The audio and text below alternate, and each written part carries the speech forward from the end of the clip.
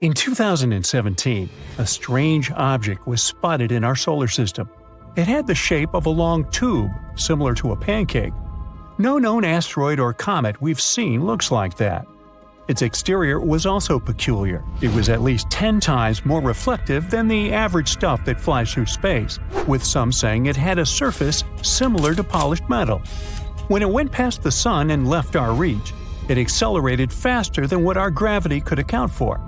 At first glance, it was like this thing had a rocket strapped to its back. This unusual visitor even got a special name, Oumuamua. It comes from Hawaiian and translates to scout or visitor from a faraway land. And because of its characteristics, scientists soon began to wonder if this was at last a visit from otherworldly creatures.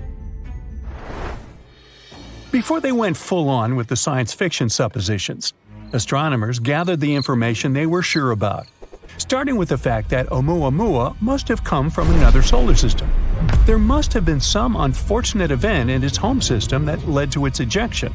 What they didn't know was that this was a comet or asteroid.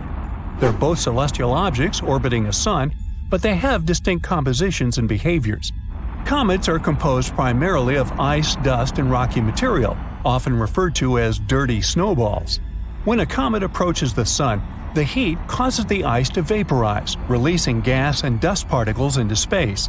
This creates a bright glowing tail that can extend for millions of miles. Comets generally have elliptical orbits, often taking them from the distant reaches of our solar system closer to the Sun. Asteroids, however, are mostly made of rock and metal. In our neighborhood, they are remnants of the early formation of the solar system and are typically found in the asteroid belt between Mars and Jupiter. Unlike comets, asteroids do not develop tails when they approach the Sun, as they have no ice. Their orbits generally follow more circular paths compared to comets. By all accounts, Oumuamua should be a comet, because it seems to come from a different location in the universe. Yet, it doesn't exhibit the typical signs of cometary activity. Oumuamua lacks a tail and does not spew out gas as it passes by, not like me. Even though it behaves like a comet, it looks more like an asteroid. Now, another big question is how scientists even managed to spot Oumuamua in the first place. Considering the vastness of space and time in the galaxy, it's remarkable. Stars have lifetimes spanning millions or billions of years, and the formation of a solar system takes hundreds of millions of years. Even the fastest objects take tens of thousands of years to travel from one star to another. In contrast, humans have only been observing the skies with telescopes for around 400 years, a tiny fraction of cosmic time. And it's only in recent decades, even years, that we've had the technology to detect and track fast-moving, dim objects. Either rocks like these are abundant, or we've been incredibly lucky with our detections, or it's simply wanted to be seen. Now, another question that was asked was where such objects could come from. It's highly unlikely that Oumuamua came from a mature, stable solar system. That's because such systems don't eject enough material to fill up the galaxy. Occasionally, a random rock might get flung out, but it can rarely travel so far. Young systems, however, act differently. In these chaotic environments, collisions, mergers, and migrations are happening everywhere. Plenty of tiny rocks roam around, perfect candidates for ejection. The solar system that kicked Oumuamua out must have had a planet similar to Jupiter. Its massive size and gravity could influence other objects in the system, causing potential ejections. But not all solar systems develop Jupiter-sized planets. Often massive planets end up close to their stars, becoming hotter versions of Jupiter. These planets, snugly orbiting a sun, are less likely to eject debris. Now, Neptune-like planets may play a role too. While not as massive as Jupiter, they tend to call the outer regions of solar systems their home. Our solar system has the Kuiper Belt, a reservoir of comets in its outer reaches. During a solar system's early stages, interactions between Neptune-like planets and debris are common. Finding Neptune-like planets in other systems has been challenging, though. Our methods for detecting exoplanets work better for massive objects close to their stars, making it difficult to spot Neptune counterparts farther out. Oumuamua was also linked to a peculiar theory about how life came to be in the universe – Panspermia. Now that's a hypothesis that suggests that life exists throughout the universe and can be distributed between planets by various means, such as asteroids, comets, or even spacecraft. It says that life must have originated in one location in the universe and then spread to other celestial bodies. Fans of the panspermia theory have suggested that such interstellar objects could potentially carry tiny microbes, those building blocks of life between star systems. If such objects were to impact a planet or a moon, they could transfer these materials and seed the celestial body with life. For now, there is no evidence to support the theory that this comet in particular has transported life between star systems. After years of research, the overall consensus became that Oumuamua was indeed a comet. The reason why it moves so strangely is because it might have frozen hydrogen on its surface that reacts when touched by sunlight. The closer it got to our Sun, the faster it became, releasing that hydrogen and also changing its path through our solar system. Its color also supports this theory. It's red, which might mean it's been hit by cosmic rays for a long time. The longer it was touched by those rays, the more hydrogen it gathered in the process. But since they can't be completely sure, astronomers have a plan to follow this visitor. One idea is to send a mission to check it out. It's already far away from us, but it may not be too late just yet. We may be able to send a probe fast enough to catch up with the comet. The plan was named Project Lyra and aims to use the Earth's orbit and that of Jupiter to bounce out a probe far enough to reach Oumuamua. If it works, it will be the fastest space device we've sent out in the universe. One potential trajectory of the space probe involves the gravitational pull of our planet and that of Jupiter as a lasso effect, but not Ted Lasso. The probe will leave our planet and re-enter Earth's orbit before sending it to meet with Jupiter's pull. It will be sent back near our planet a second time, where it will be ejected with enough force to reach the comet. Project Lyra also aims to follow a second faraway visitor named Borisoff. This one was discovered by an amateur astronomer and now bears his name. What's interesting about it is that it's, well, spotless. Similar to our experience with Oumuamua, we haven't seen anything like Borisoff before either. Studies of the light coming from its cloud of dust and gas show it's very clean compared to other space objects. After it was first noticed in August 2019, astronomers studied its path through our solar system and concluded it came from another star too. But Borisoff gave us more time to study it because we spotted it earlier in its journey through our neighborhood. Researchers used advanced telescopes to look at the dust coming off Borisoff. They found it's throwing off over 400 pounds of dust every second. They also found Borisoff has more carbon monoxide than comets from our solar system usually do. But the amount isn't the same everywhere on the comet. This tells us the space object probably started forming near its home star before moving away, maybe because of larger planets in its system. The light from Borisoff is way more polarized than light from other comets we've seen, and its cloud is super smooth. This tells us Borisoff has never interacted with another star.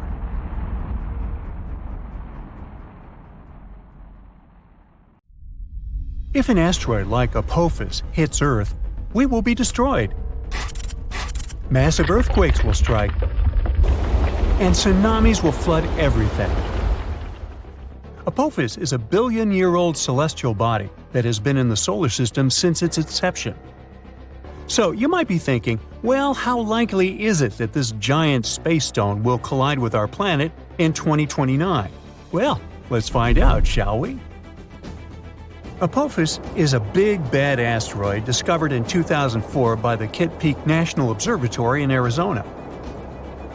Since then, it has proudly held the title of one of the most dangerous asteroids ever located. It's around 1,100 feet wide, which is a bit bigger than the Empire State Building and the Eiffel Tower. Because of how scary it was named Apus, like the Egyptian immortal creature that was considered to bring eternal darkness and destruction to Earth. Oh boy. In 2021, researchers had a once-in-a-lifetime opportunity to study this floating rock when it passed near our planet, and we'll come back to that in a minute.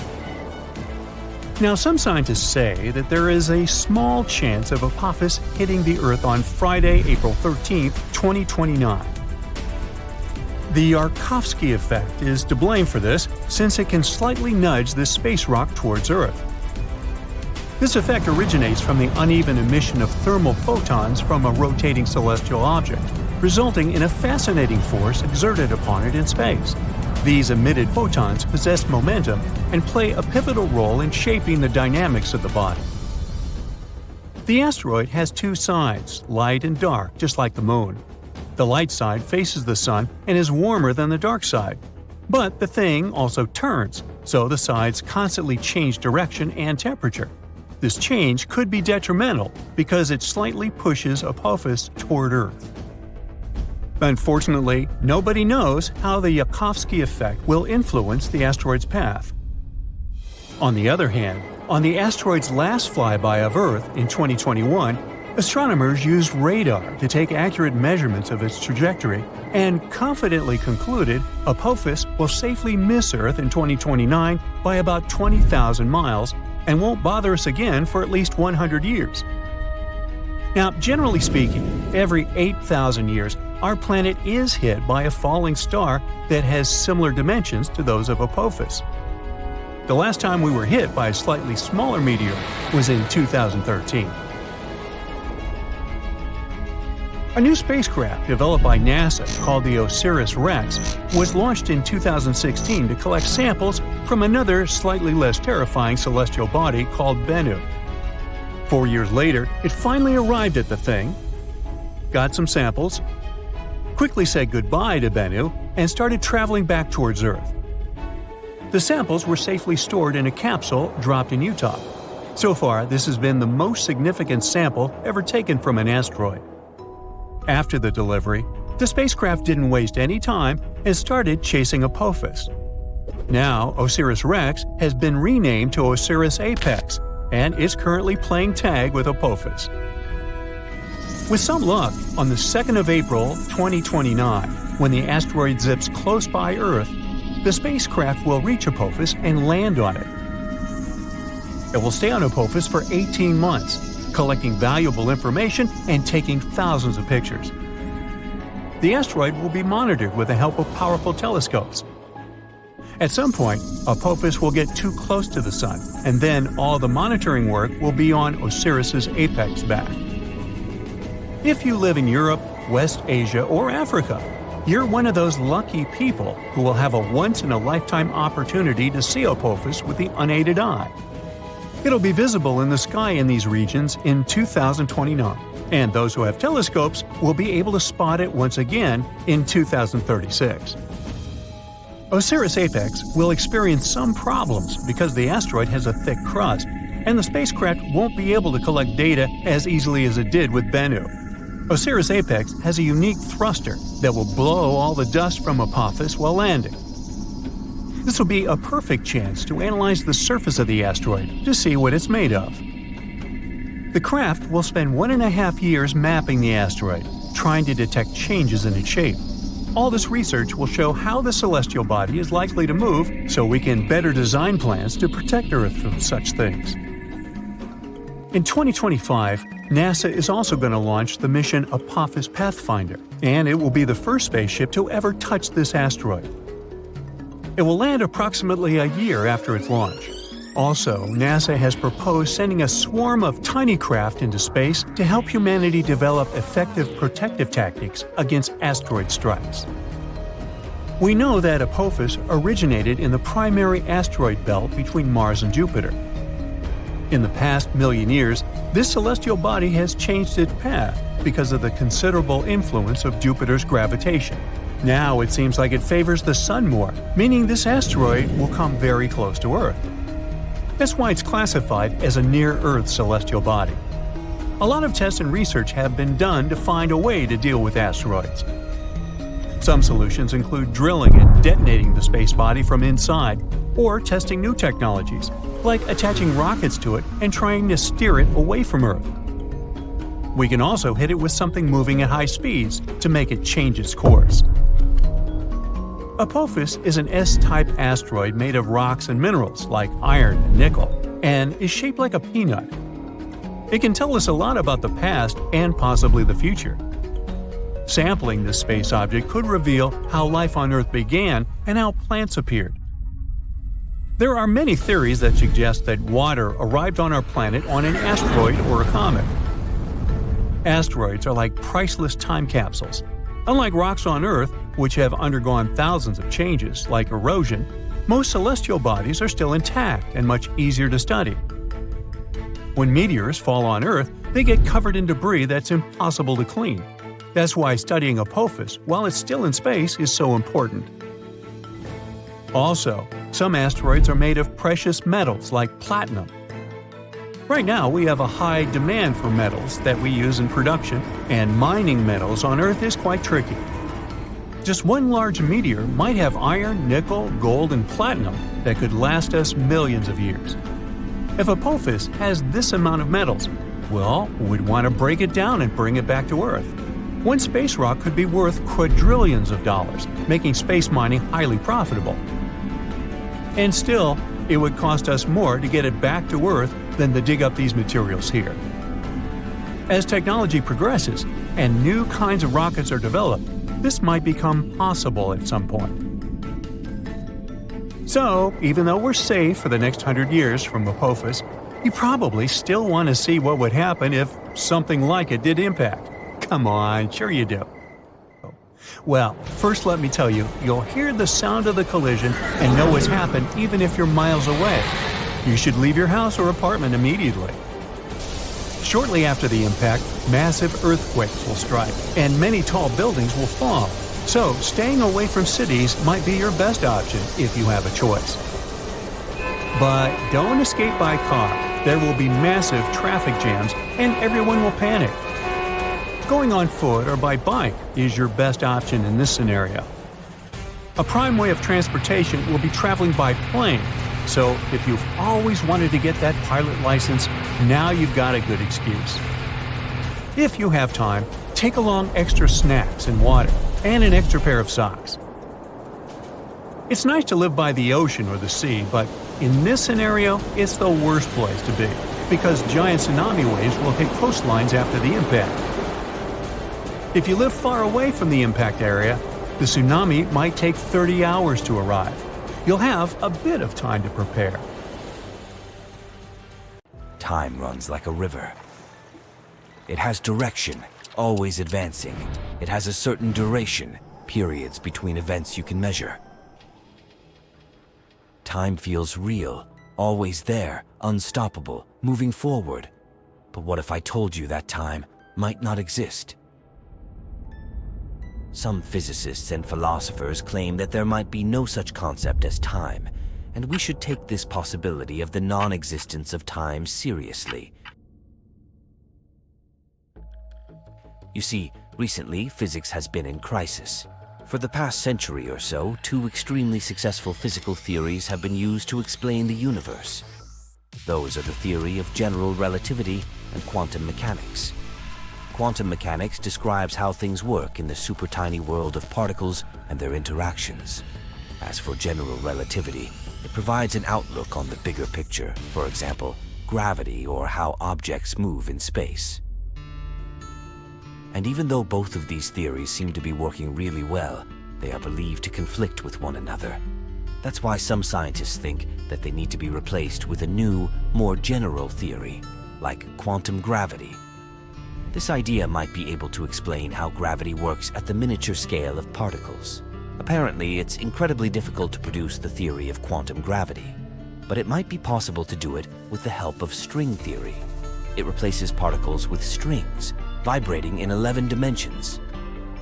But there's one problem. Even though string theories do provide several models describing the universe, they don't make any clear predictions that can be tested by experiments to understand which model is the correct one. There's one more idea known as loop quantum gravity. According to it, the fabric of space and time is made of super tiny chunks, loops.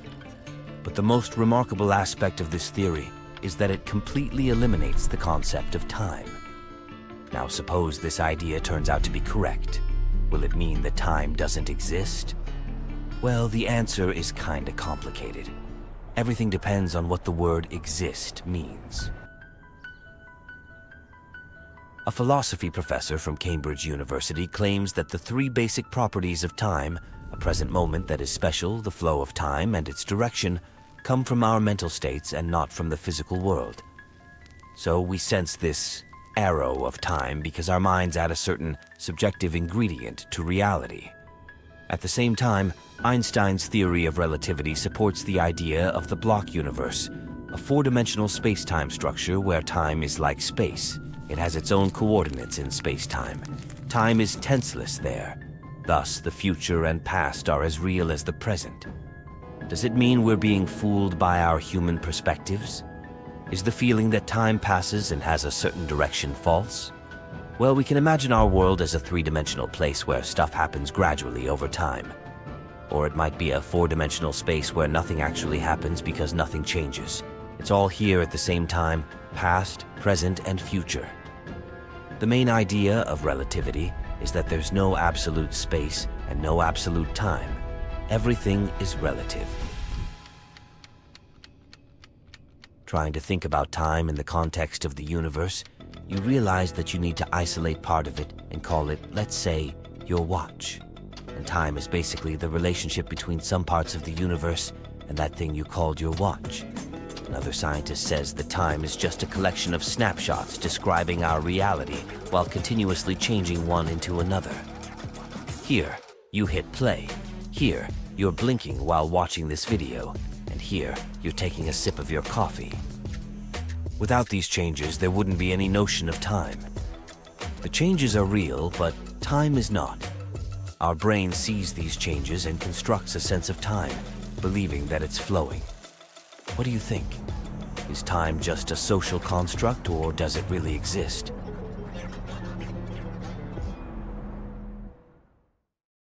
So you're standing on a diving board in the middle of an open space.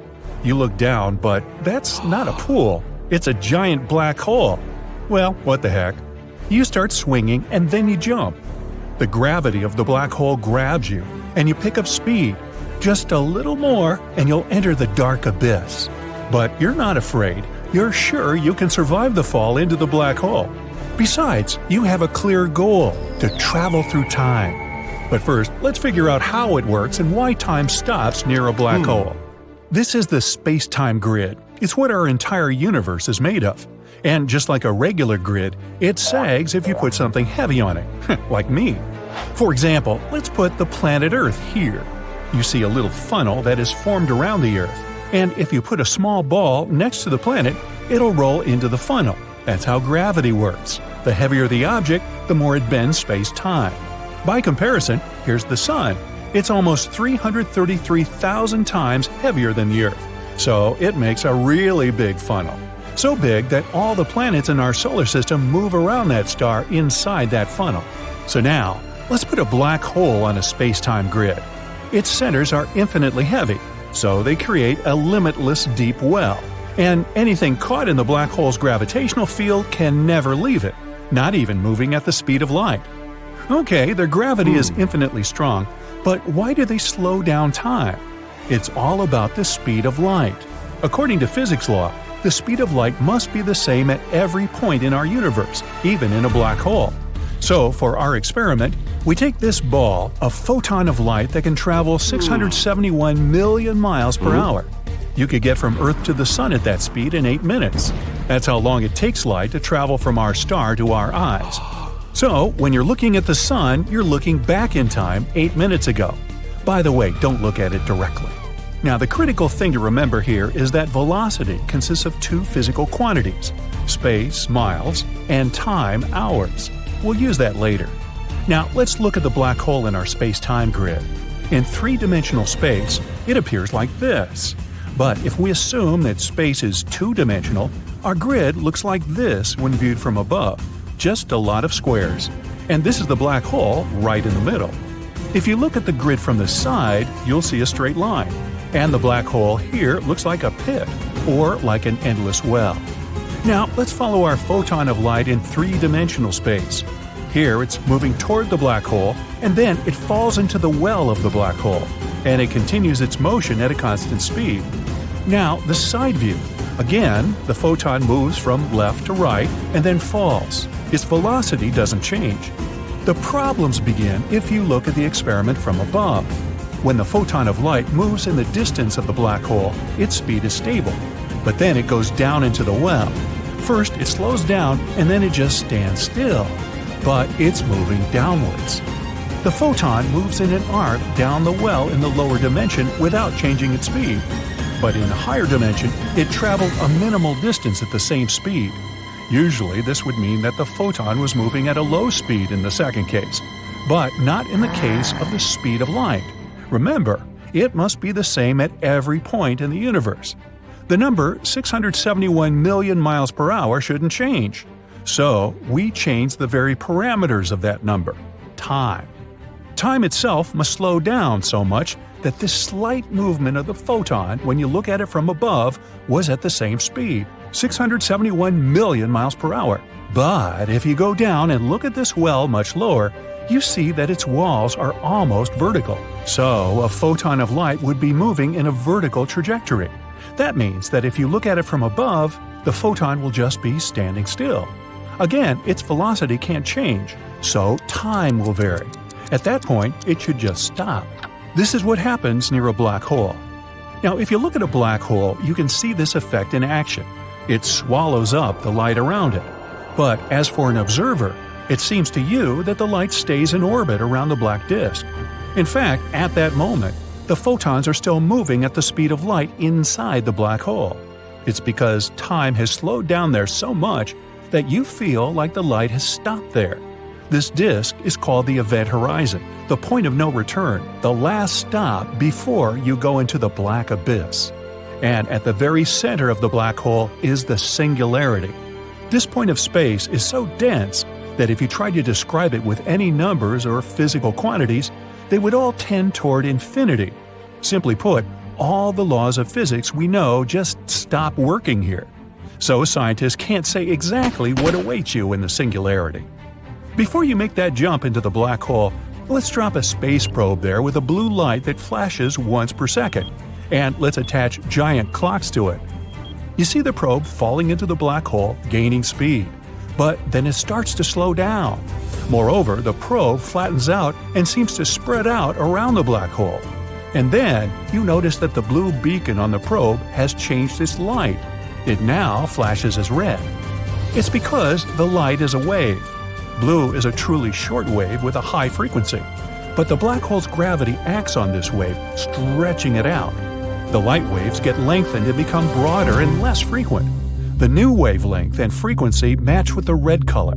It's called redshift. Also, the probe blinks now not once a second in short beeps, but lights up and goes out for a long time. It's because of the time warp. If you, as an observer, look at the clock on the probe, the second hand there barely moves.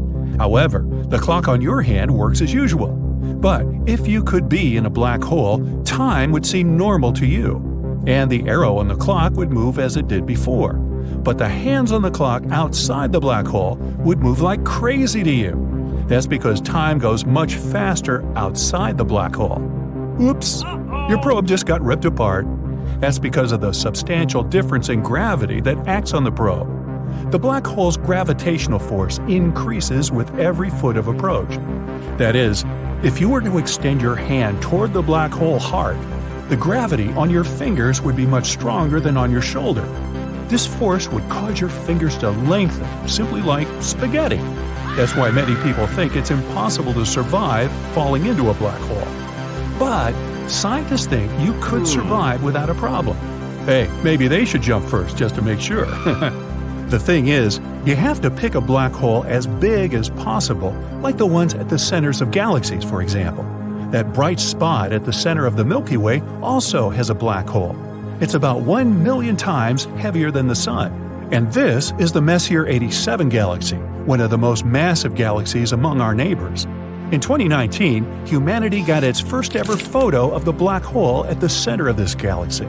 It's about 6.5 billion times heavier than our Sun. So, it's the perfect place to make your jump into a black hole finally. Let's go. At first, you feel a strong acceleration as the incredible force of gravity grabs you. But in the case of a supermassive black hole like this, the gravity doesn't change as dramatically. That's because of its size. Right now, the gravitational force on your legs is about equal to the gravitational force on your head, so you don't turn into spaghetti, and you feel comfortable. You see that the light from the stars and all the space around you has begun to shrink at a certain point. It means that you have already passed the event horizon and are now moving toward the black hole's heart. As a result, the light of the universe becomes a small dot for you and then disappears altogether. If we look at our space-time grid, you're already falling into a well. Time is completely stopped for you. However, the rest of the world continues to move steadily through time. If you could now look at the Earth from a black hole, you would see a time lapse, an accelerated video of how the months and years go by on our planet. If you had a jetpack that had an incredible engine to pull you out of the black hole, then you can make a jump forward in time. In 1 second, centuries on Earth could pass in the heart of a supermassive black hole. But this only works one way. You can't go back in time. But for now, you keep falling into the black hole. Beyond that, no one knows what'll happen to you. We only have theories about wormholes and white holes that might transfer you somewhere else in the universe. So, enjoy your trip, and just think about all the frequent flyer miles you're racking up. Earth's magnetic field hides a fascinating story. It turns out that it's getting weaker day by day. In fact, it's been doing so for the last 3,000 years. And if this trend continues, we could be in for some trouble within a millennium. What's the big deal? Well, picture this. Magnetic north becomes south, and vice versa. Pretty wild, right? When this happens, our planet's protective magnetic shield might weaken, allowing more cosmic rays to hit us. These high-energy particles from the universe can cause electronic malfunctions in our satellites and produce elements that could be harmful to us. The last time a polarity reversal occurred was between 772,000 and 774,000 years ago. Thankfully, humanity has some pretty smart people on the case who are investigating the history of Earth's magnetic field. They take cores of sediments from the seafloor and study the magnetization of fossils to figure out when these reversals occurred in the past and when they might happen again. Another group of researchers is studying the South Atlantic Anomaly, SAA, a vast region of Earth's magnetic field that is about 3 times weaker than the field at the poles. Using data from multiple satellites, they are trying to figure out what's causing the SAA and how it might change in the future.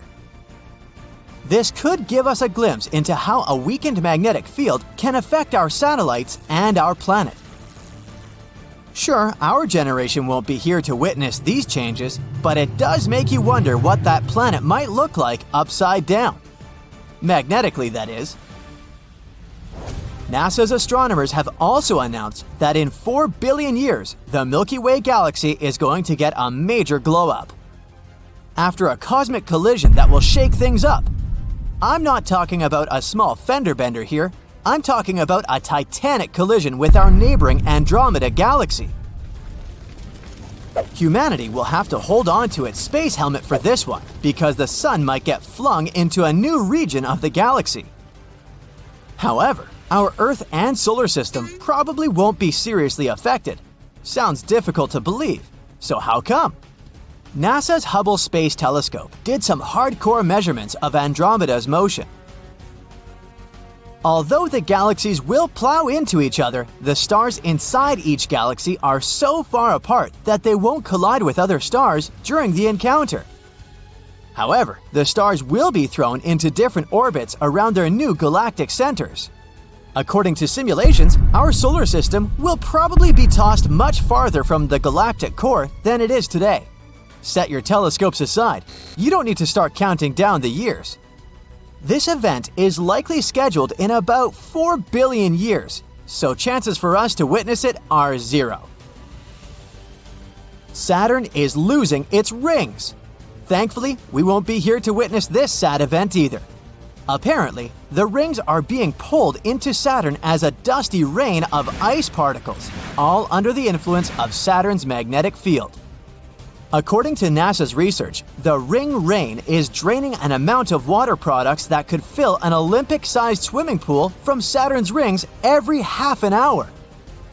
The entire ring system will likely be gone in 300 million years. Scientists believe we should consider ourselves lucky to witness Saturn's ring system at all, as it seems to be in the middle of its lifetime. But if you think about it that way, that rings around planets are all temporary, there's a chance we've just missed out on the giant ring system of Jupiter, or those of Uranus and Neptune. These planets have only thin ringlets around them these days. Scientists have long debated whether Saturn was formed together with its rings or if the planet acquired them later in life. The new research favors the second scenario, indicating that they are unlikely to be older than 100 million years, while Saturn itself is around 4.5 billion years old. What caused the rings to appear in the first place? Well, there are a few theories. One of them suggests the rings could have formed when small, icy moons in orbit around Saturn collided.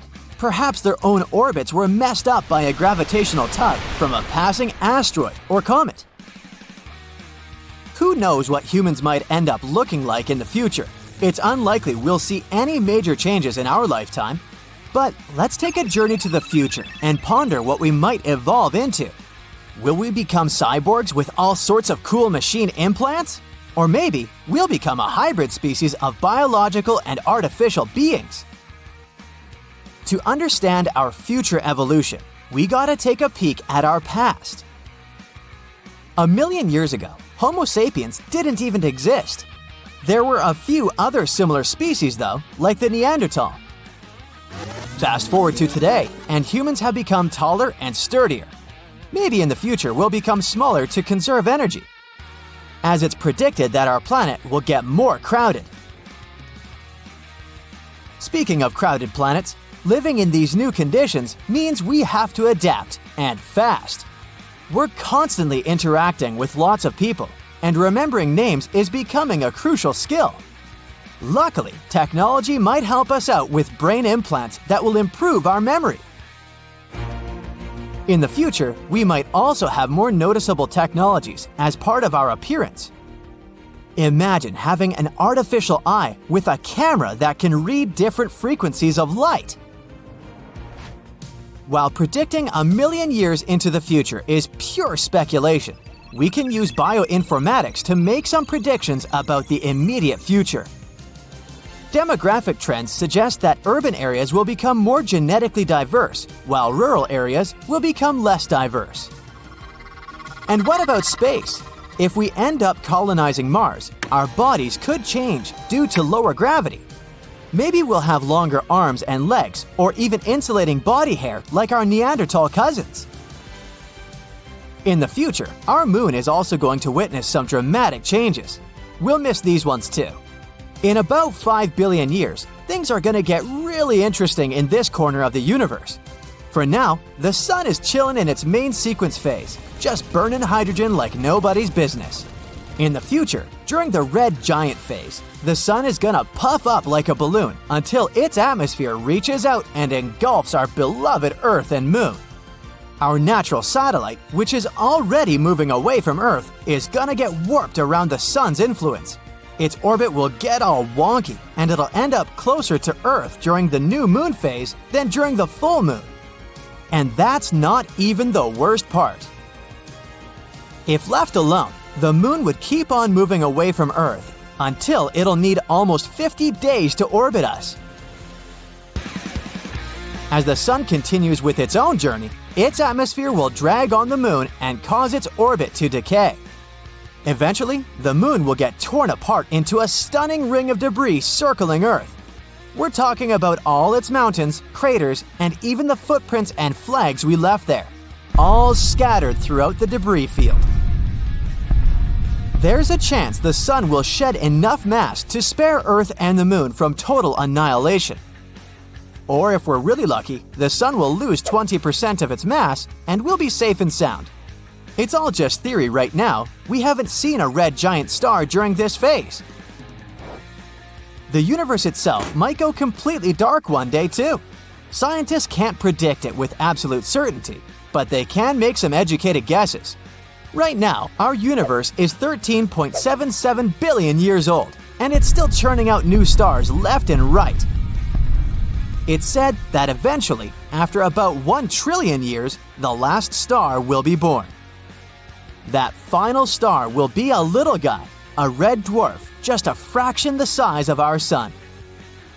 These stars are champs at living long lives, slowly sipping on hydrogen to keep their fusion reactions going. But even they can't last forever. Fast forward about 100 trillion years, and the last light will go out. The universe will be dark and lonely, but thankfully, we won't be here to watch it all fade away.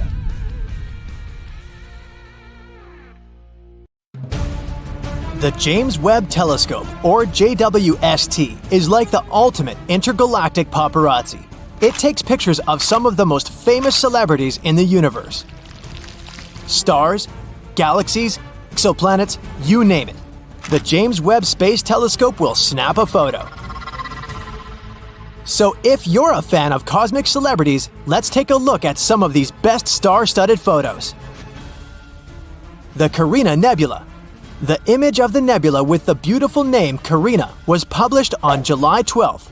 JWST captured a beautiful view of the nebula, located about 7,500 light-years from Earth. Nicknamed the Cosmic Cliffs, it is, in fact, a hotbed of young stars, some of which are several times larger than our Sun. The Carina Nebula is a celestial spectacle located in the southern constellation Carina. It's really huge, approximately 260 light-years across. Massive stars within this nebula are so bright and hot that they create a glowing cloud of gas and dust around them. The Carina Nebula also contains swirling clouds of gas and dust where new stars are being born. The gas collapses under its own weight, becomes hotter and denser, and all this eventually leads to the creation of new stars. However, the Carina Nebula isn't just some peaceful place of star formation. It's the site of some of the most destructive events in the universe, which create massive shockwaves that obliterate everything in their path. Very chaotic and cool. The Stepan Quintet. This photo was also posted on July 12th. Stepan Quintet is a visual group of 5 galaxies located at a huge distance from us. About 290 million light-years in the constellation of Pegasus. It's like a cosmic family reunion. All these galaxies are related to each other and interact with each other in some interesting ways. They're pulling and tugging on each other with their gravity, constantly exchanging gas and dust. This interaction is causing some of the galaxies to collide and merge, which can create all sorts of cool effects, like bursts of star formation and supernovae. Thanks to JWST, we were able to see shockwaves, tidal tails, and other amazing details about these galaxies. Their interactions create a stunning sight that we can see in this photo. Jupiter. And here's our old giant friend. This image was published by NASA on August 22nd. Jupiter is the largest planet in our solar system, and it's known for its many moons and its beautiful swirling clouds. But it also has a system of rings, just like Saturn, which are made up of tiny particles of dust that orbit the planet. These rings are much smaller and less visible than Saturn's, but they're still pretty neat. Jupiter also has auroras, which are colorful light displays that occur in the planet's atmosphere. They're caused by charged particles from the solar wind interacting with Jupiter's magnetic field. Just like on Earth, they can be seen near the poles of the planet. But these auroras are much brighter and more intense than ours. We can even see this crazy light show from space. And now, we were finally able to capture this dazzling sight. JWST's photo shows the auroras of Jupiter, its rings, and even 2 moons, Amalthea and Adrastea. It's amazing how bright and clear they are on this photo. The Cartwheel Galaxy. NASA released this image on August 2nd. This photo shows us the Cartwheel Galaxy and its companions. The Cartwheel Galaxy gets its name from its shape. It kind of looks like a cartwheel, doesn't it? This is a giant swirling mass of stars, gas, and dust, which is located in the depths of space. It's shaped like a pinwheel with long spiral arms. These arms are held together by the gravity of the central region, which is home to a supermassive black hole. But the Cartwheel Galaxy is a bit different from its spiral relatives. It has formed when a smaller galaxy collided with a larger one, creating a shockwave that rippled through the gas and dust. We'll definitely have to visit this galaxy someday. It's sure to be a wild ride. Spiral Galaxy M74. And here comes another spiral galaxy. NASA released this image on July 22nd. JWST had to peer through thick layers of dust and gas to see this beautiful star cluster. M74 belongs to a special class of spiral galaxies known as the Grand Design Galaxy. This means that its spiral arms are noticeable and clearly outlined. All sorts of amazing things are happening inside of spiral galaxies. Supernovas, stars being born in clouds of gas and dust, and many other cosmic wonders. The glowing gas and dust, the bright stars, and the swirling patterns of the spiral arms make them some of the most striking objects in the universe. Well, we can clearly see it on the example of M74. The Tarantula Nebula. This image of the nebula with a creepy name Tarantula was published on September 6th. The photo covers as much as 340 light-years across. This is a huge distance.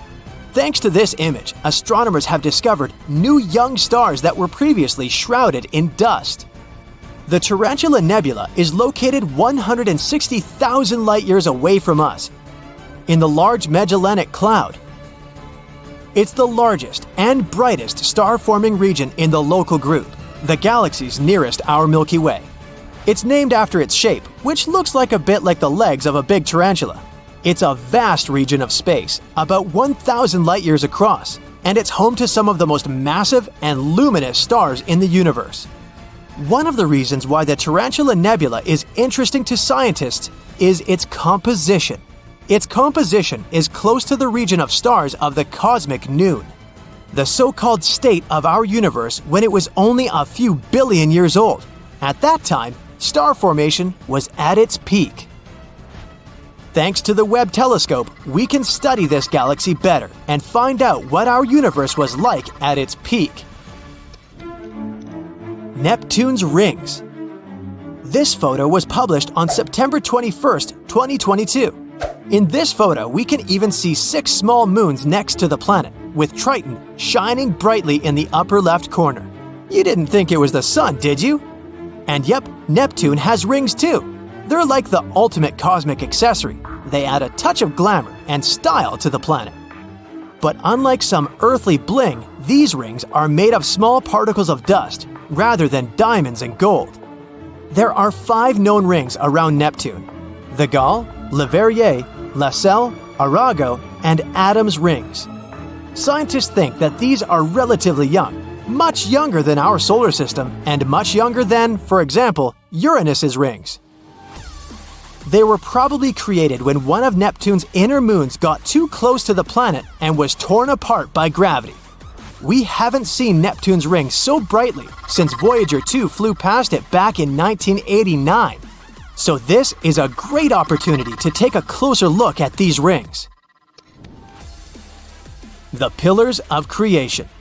This photo was published on October 19th.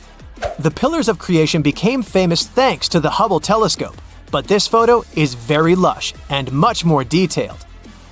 These columns, located in the Eagle Nebula, are about 5 light-years tall, which is really, really long.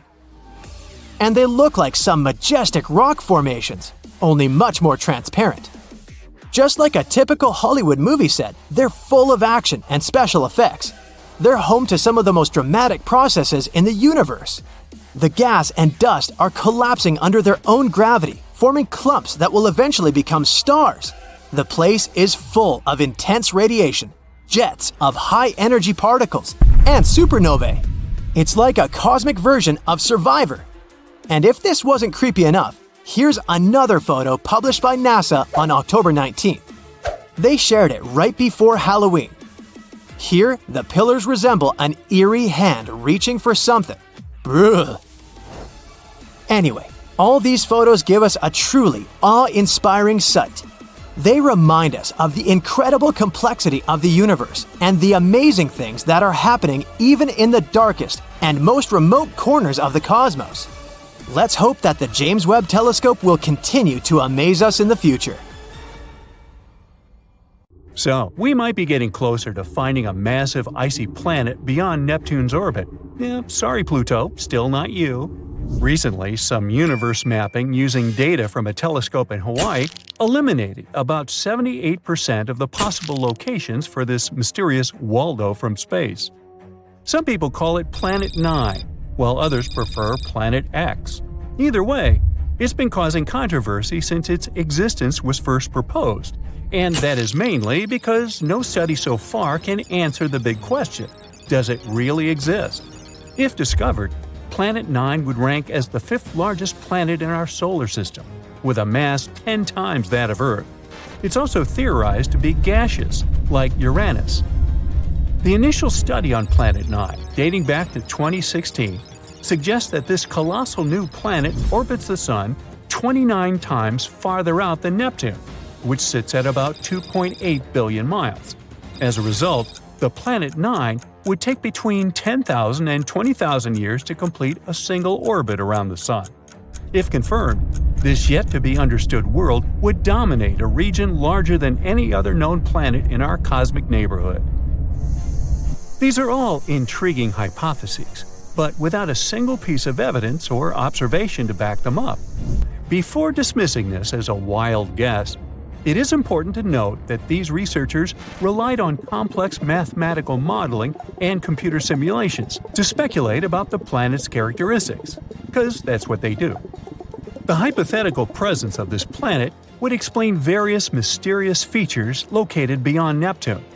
We are specifically talking about the Kuiper Belt, a huge donut-shaped region filled with icy debris left over from the formation of the solar system, including comets and dwarf planets like Pluto. What happens is that the 6 farthest objects in the Kuiper Belt exhibit elliptical orbits that are all oriented in a similar direction within physical space and tilted approximately 30 degrees downward relative to the orbital plane of our 8 known planets. What's strange here is that, despite their distinct orbital velocities around the solar system, they maintain this alignment. The likelihood of such alignment occurring randomly is extremely low, around 0.007%. So, here comes Planet 9, a hypothetical massive celestial body that offers a plausible explanation for this strange phenomenon, potentially exerting gravitational influence to shape these orbits. The initial theory didn't hold up for long, facing accusations of observational bias and calculation errors. Then, in 2017, another study popped up, sparking back the idea that maybe Planet 9 is out there after all. This time, Spanish astronomers tried a novel approach, focusing on observing extreme trans-Neptunian objects. These celestial bodies orbit the Sun in highly stretched elliptical paths, with average distances exceeding 13 billion miles. The research suggests that the distances between these objects' nodes and the Sun might provide clues to Planet 9's location. You see, these nodes are the points where a celestial body's orbit intersects the solar system's plane. When these objects reach these points, they're more likely to interact with other solar system bodies. potentially causing significant changes in their orbits or even collisions. So, if the trajectory of these extreme trans-Neptunian objects remains stable, everything's fine. But if it's not, well, that's a sign that something else, something big, is messing with their path. And that's exactly what the research found. There is something unseen out there, throwing these objects off course. And that something could be a planet chilling at a distance between 300 to 400 times farther from the Sun than Earth. To this day, the study of the extreme trans-Neptunian objects is the strongest evidence we've got for Planet 9's existence. And if you're still not convinced by this theory, know that strange motions like these have led to planetary discoveries before. Neptune, for instance, was spotted because Uranus's motion didn't quite agree with the predictions of Newtonian gravity. But the deflection of its orbit could be explained if it was caused by a pull of an undiscovered planet. And just like that, we discovered Neptune. Now, the year is 2021, and there's all this buzz about Planet 9 again. After correcting some old guesses, studies are now leaning towards the idea that this mystery world follows an epic loop around the Sun every 7,000 years. That is massive news, because it means this planet might be closer than we ever thought, making it easier for our telescopes to spot it. The paper also suggests there is a whopping 99% chance that the funky orbits of these distant objects are all because of this unseen planet, not just some cosmic coincidence. Now, the odds of this whole situation being a fluke are down to a 1 in 250 chance, which is much better than the 1 in 10,000 chance back in 2016. All these optimistic numbers have brought us to where we are today, keeping our hopes and working on better equipment to continue the mission of spotting Planet 9. As mentioned earlier, researchers in Hawaii created some kind of treasure map utilizing the Panoramic Survey Telescope and Rapid Response System to eliminate 78% of its locations. This is great news, considering how challenging it is to find a planet-sized needle in a cosmic haystack. But unfortunately, Planet 9's presence remains a ghost in the dark outer reaches of our solar system. Enthusiasts are still convinced of its existence and believe it is only a matter of time before we celebrate the discovery of Earth's new cosmic cousin. They're putting their hopes on the Vera C. Rubin Observatory, which is currently under construction in Chile and is scheduled to begin science operations in late 2025. Over the course of 10 years, this observatory will scan the entire southern hemisphere sky every few nights with a 27-foot, fast-moving telescope equipped with the largest digital camera in the world. The idea is to catalog everything in the solar system, reaching out to and beyond Neptune, and tracking the movements of millions of celestial objects, including space junk, asteroids, comets, and stars. If Planet 9 is indeed out there, this next-generation telescope could be the one to find it. The existence of this mysterious planet is far from being universally accepted in the scientific community. That is simply because Planet 9 isn't the only explanation for the strange phenomenon occurring beyond Neptune. One theory suggests that a group of distant objects, such as dwarf planets, comets, and moons, might be collectively influencing the orbits of the extreme trans-Neptunian objects. Others believe that a black hole is behind all this. These compressed masses are some of the densest objects in the universe, potentially capable of affecting the orbits of other masses, like how this supposed ghost Planet 9 is believed to be doing. Another bold perspective suggests that our current understanding of the laws of gravity is flawed, actually incomplete. This theory, known as modified Newtonian dynamics, proposes that these distant icy objects exhibit strange behavior not due to influence from another planet, but rather because the immense gravitational field of the Milky Way is influencing them. However, even supporters of this theory acknowledge that it is too early to draw firm conclusions, and much more extensive research is still required. While we continue our relentless hunt for Planet 9, some astronomers have taken it a step further, suggesting the existence of a hypothetical Planet 10. This world has a mass and size like that of Mars or Earth and is located on the edges of the Kuiper Belt. But the thing is, if this alleged Planet 10 is indeed as small as scientists believe, it might not have enough gravity to clear its orbit of debris. And that is pretty similar to what happens with Pluto, being one of the reasons why it got into trouble back in 2006. So yeah, it's better not to get too excited. This supposed Planet 10 might end up classified as another dwarf planet. Okay, so you've seen the movies and read the books on time travel. Most of them tell stories about entering some futuristic boxes, and in the blink of an eye, you're in some different epoch. For now, this is just sci-fi. But there are ways to make time travel possible, at least theoretically. We just don't have the technology figured out yet. For starters, time travel to the future could be achieved by traveling at high speeds, but not just getting a ticket on the superhighway kind of speed. This is based on Einstein's theory of special relativity. It explains that time slows down for objects that move at really high speeds. And the good news is scientists have already tested this theory, and it looks promising. They did it with the help of two identical clocks. One was placed on a jet, and one stayed on the ground. They found that the clock on the jet ticked slower than the one on the ground because of how fast the jet was moving.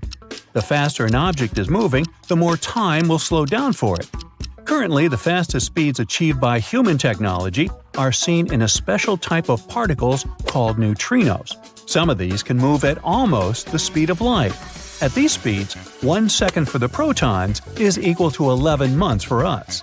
Now, we might be able to time travel to the future with the use of gravity, too.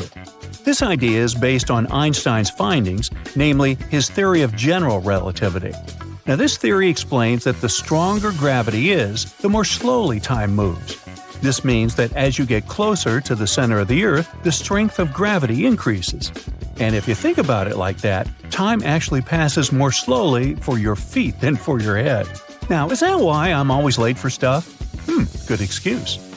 This effect has been measured too, with the help of the same strategy with two identical clocks. Scientists placed them on shelves at different heights and measured the rate of ticking. The clock on the lower shelf ticked more slowly because it experienced a slightly stronger gravity. But this option comes with a catch. To be able to travel to the far future, you'll need to find a place with extremely strong gravity, like a black hole. That's a point in space where the gravity has so much force that even light cannot escape it. There, gravity becomes so intense that matter gets squeezed into a tiny space. The closer you get to the black hole, the more slowly time moves. However, traveling via a black hole is very dangerous, mostly because it's a one-way ticket. Once you cross its edges, there's no coming back. Now, here's a fun fact. The GPS systems we use on our phones and in our cars already have to account for time dilation effects in order to work properly. That's because of the speed of the satellites they use and the gravity they feel here on Earth. Without these corrections, your phone's GPS wouldn't be able to pinpoint your location on Earth very precisely. Meanwhile, the third option has less to do with the universe's unknown forces and more to do with our own bodies. Scientists are trying to find ways to time travel to the future by slowing down the body's own processes. It's not time travel per se. You wouldn't technically be going anywhere. But if your body stays put for a long period of time, you could eventually wake up in the future. Some animals, like bears and squirrels, can slow down their metabolism during hibernation, which means they don't need as much food and oxygen to survive. Specialists are trying to figure out if humans can do the same thing. They're working on ways to make people go into a short-term hibernation for a few hours to begin with. This could be helpful for medical emergencies too, in order to help a person before they can safely get to the hospital. In 2005, scientists were able to slow down the metabolism of mice by exposing them to a small amount of special gas. However, when they tried to do the same thing with larger animals, it did not work as effectively. Our fourth option of traveling through time is really unique. It involves a special type of shortcuts that may exist in our universe called wormholes. Now, before we move on, let's try to understand what they are. You'll need to picture two balls and a trampoline. If there's no pressure applied on the trampoline, it stays flat. Now imagine the two balls placed on the trampoline symmetrically. If you look at them from this perspective, there's no possibility of them ever touching.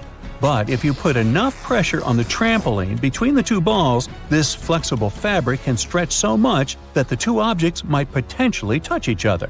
The same thing happens with stars in different star systems. They're big enough to curve space around them. That's why most planets tend to orbit around a star. The tunnel between those 2 points would be a wormhole. These wormholes could be used to travel long distances, like 1 billion light-years, or even visit different times. Now, many scientists, like Stephen Hawking, think that wormholes might appear and disappear, but be very small, smaller than atoms. The problem is that we don't know how to catch one and make it bigger so that people can use it. This would take a lot of energy, and we don't know if it's even possible. Some astronomers say that even if we could find a wormhole and enter it, it would rapidly collapse on itself. Even the tiniest bit of extra mass, like that of our bodies for example, can result in the wormhole slamming shut, like a rubber band that's been stretched too much. Now, the fifth solution for time traveling was proposed by an American physicist named Ron Mallett. It involves one resource that we know for sure is abundant in the universe – light. The scientist proposed a theory about time travel that would use a rotating cylinder of light. He believes that if something was dropped inside this swirling cylinder, it could be moved in both space and time, similar to how a bubble moves when you swirl it with a spoon in your coffee. According to Mallett, the right shape of the cylinder could allow for traveling to both the past and the future. The physicist has been trying to raise money for an experiment to test his theory. This experiment involves dropping tiny particles, called neutrons, through a circular arrangement of spinning lasers. However, other scientists say Mallett's theory is impossible and there's no need to test it further. Well, even if we eventually figured out a way to travel back in the past or to the future, would it be safe? Scientists have been talking about a problem called the paradox of time travel for a long time. The main question is what would happen if you went back in time and did something that changed the future. However, a new study from researchers from the University of Queensland says that this problem might not be real after all. The scientists have done some calculations and found out that even if you had changed something in the past, the timeline would still end up the same way. Another variation of this problem is called the grandfather paradox. Imagine going back in time and preventing your own grandfather from having offspring. Come to think of it, it automatically means you shouldn't exist in the first place. If your grandparents didn't have your parents, how can you exist at all? Well, these days scientists are certain that even if you did experience something like that, you'd still exist in the present. That's because the timeline that already exists has a way of adjusting itself, regardless of where people are in time and what they do. Or somehow get 1.21 gigawatts in a DeLorean and make like Marty McFly. The Hubble Space Telescope was put into a low Earth orbit in 1990. If you think about it, it's had over 30 years of experience looking at various space objects. It was named after astronomer Edwin Hubble and was built by NASA. It is also part of a group of devices called NASA's Great Observatories, along with the Compton Gamma Ray Observatory, the Chandra X-ray Observatory, and the Spitzer Space Telescope. The Hubble Space Telescope was built to explore the universe and answer some of its biggest questions, such as how galaxies form and evolve, and how the universe itself has changed over time. The telescope has made many important discoveries, including providing evidence of the existence of dark matter and helping to determine the rate of expansion of the universe. One of the most famous images taken by the Hubble Space Telescope is the Pillars of Creation. It's a photo of a region of the Eagle Nebula, where new stars are born. The photo, which was taken in 1995, shows massive pillars of gas and dust towering above the nebula. It has become one of the most iconic images of the universe. The Hubble Space Telescope continues to operate and make important scientific discoveries, despite some initial technical difficulties. In 1993, a problem with the telescope's main mirror was discovered, which affected its ability to focus light properly. A repair mission was sent to the telescope in 1994 to fix the problem, and since then, the telescope has continued to work perfectly. One of the more interesting discoveries made by this amazing telescope is actually pretty recent. A report based on the data from the Hubble Space Telescope shows that there is a faint glow in space around the solar system that cannot be explained by anything we know to exist. Because they have yet to figure out the source, astronomers call this mysterious glow ghost light. We don't know that this light is not coming from the stars or galaxies near the solar system, nor is it coming from dust on the solar system's plane. The researchers aren't sure what the source of the light is, but they think it might be tiny particles of dust and ice left by comets. But it's only a theory that has not yet been confirmed. When we study the universe, we often find bright things like planets, stars, and galaxies. But from time to time, we discover some light coming from places where we didn't expect to see it, like from between planets. This light may be coming from deep within our solar system, and it may be a new phenomenon that hasn't been studied before. In other words, there may be something at the center of our galaxy that produces a lot of light. Spacecraft Voyager 1 also captured images showing a lot of light coming from the edge of our solar system. How come we haven't noticed this until now? Well, because most of the light in pictures taken by the Hubble telescope comes from things close to Earth. But people usually ignore this light because they're interested in things like stars and galaxies that are farther away. We've never actually looked closely at the amount of light in the universe and where it comes from. Scientists have been using the Hubble to find faint galaxies that may have been missed before and which may be the source of this dim glow. They found that there are not enough such galaxies to account for extra light in the sky. It's not a lot of light, though. It's like the glow from 10 fireflies. But it doesn't make it less important. It shows that we may be missing something. Let's look at some other important discoveries we've made with the help of Hubble. Like dark matter, which we can't see but know is there because of its effect on gravity. It makes up for about 23% of the universe. By looking at how it affects light, the Hubble telescope helped make 3D maps of where dark matter is. These maps show that dark matter seems to be getting clumpier over time, which means it behaves very similarly to how gravity does. The Hubble telescope also discovered 2 new moons around Pluto, named Nix and Hydra, and studied the dwarf planet's changing surface.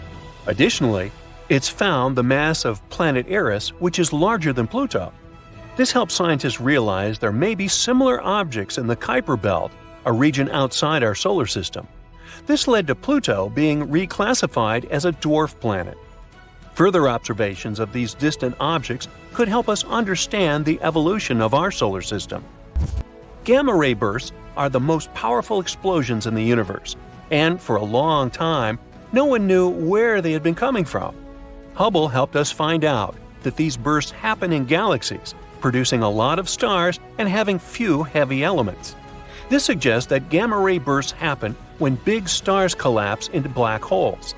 These galaxies have lots of big stars that fall apart quickly, and the stars there don't have much heavy stuff, so they can turn into black holes. In 1994, the Shoemaker-Levy 9 comet collided with Jupiter. Hubble captured the whole event in detail, like a resourceful journalist. The impact broke the comet into a lot of small pieces, which resulted in 21 other visible collisions.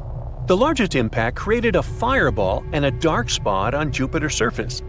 Hubble's observations not only sparked public interest in cosmic impacts, but also provided new insights into Jupiter's atmosphere. To move forward with our list of discoveries made by the Hubble telescope, we also need to talk about black holes. There are points in space where gravity has so much force that even light cannot escape it. The gravity becomes so strong that matter gets squeezed into a very small space. We know that this can happen when a star, like the Sun, nears the end of its life.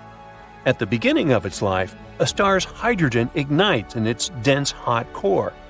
Because of gravity, it tries to draw its own mass into a tiny point. As long as it has the energy generated by the hydrogen fusion, it also pushes outward. If we look at it this way, the life of a star depends on a delicate balance between these forces, and it can last millions or even billions of years. Once that energy is exhausted, The only force remaining is that of gravity. So, some stars become black holes. Since light itself cannot escape its pull, we can't visualize black holes. For the human eye, they are invisible. We need special tools and unique telescopes to help us point them out in the universe. Hubble found that most galaxies with a central bulge of stars likely have supermassive black holes. It also noticed a strong connection between the size of these black holes and their host galaxies, which might help us understand how the universe has changed over time. Then, what is a supermassive black hole, you might ask? Go ahead, ask it. It is a very large black hole that is typically found at the center of a galaxy. It is millions or even billions of times more massive than our Sun. These black holes are so powerful that they can swallow stars and even entire galaxies. Scientists are still exploring these mysterious objects, but they believe that they play a crucial role in the formation and evolution of galaxies. Now, before Hubble, we really didn't know how old the universe was. It often led to weird paradoxes, like the one where stars discovered by astronomers were older than the universe itself. But by figuring out the approximate rate at which the universe is expanding, Hubble helped us narrow down its age, which is about 13.75 billion years. Trying to figure out the exact age of the universe is an important question. That's because most astronomers think that the universe has not existed forever, but appeared in one really hot and dense fireball called the Big Bang. I wasn't around then.